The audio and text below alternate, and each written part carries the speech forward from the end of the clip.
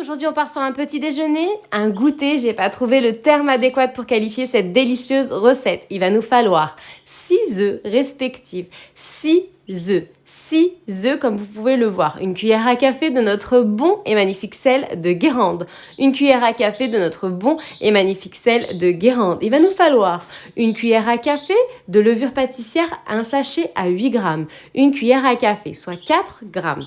Il va nous falloir 4 cuillères bien bombées, 4 cuillères bien pleines à soupe de farine contre 6 œufs.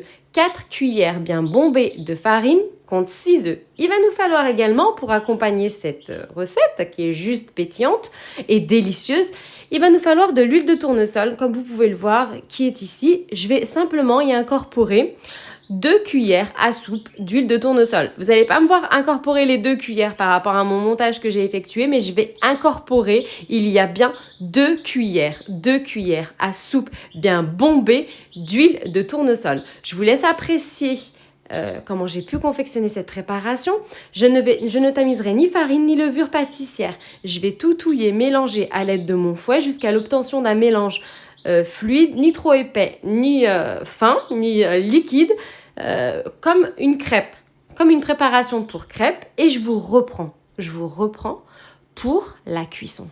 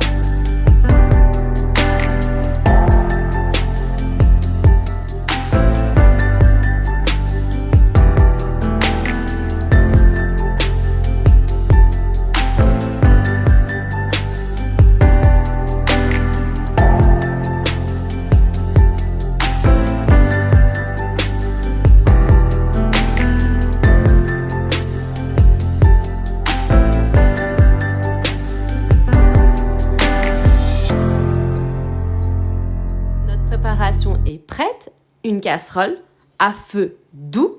Je viens y apposer l'équivalent d'une cuillère à soupe d'huile de tournesol.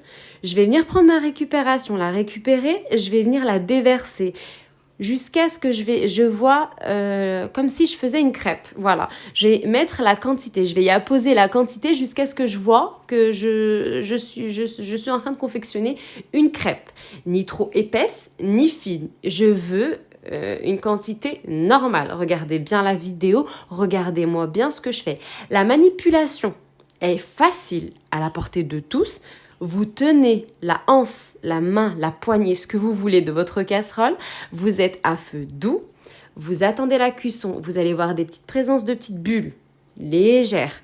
Vous allez avec votre spatule. Prenez quelque chose en bois, une petite spatule en bois. Parce qu'avec la marise, ça va coller en fait. Et prenez une spatule en bois et vous essayez en fait, on va essayer d'aller chercher notre, comme si on faisait une crêpe, d'aller chercher. Parce qu'en fait, je veux pas que la cuisson, elle soit trop dorée et je veux pas qu'elle soit, il faut que en fait, la crêpe, je vais appeler ça la crêpe, elle puisse se soulever pour que je puisse la rouler. Mais il faut pas qu'elle soit trop cuite, elle va se cuire au fur et à mesure. Regardez bien ce que je fais, restez concentrés, c'est super facile.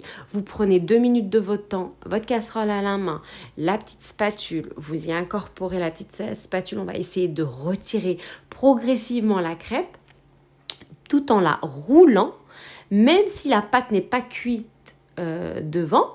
On continuera à enrouler, comme si on faisait une bûche, à enrouler jusqu'à ce qu'on, progressivement, ça va cuire. Dès qu'on aura fini notre première roulée, je vous explique tout en détail, vous allez tout voir défiler devant vous.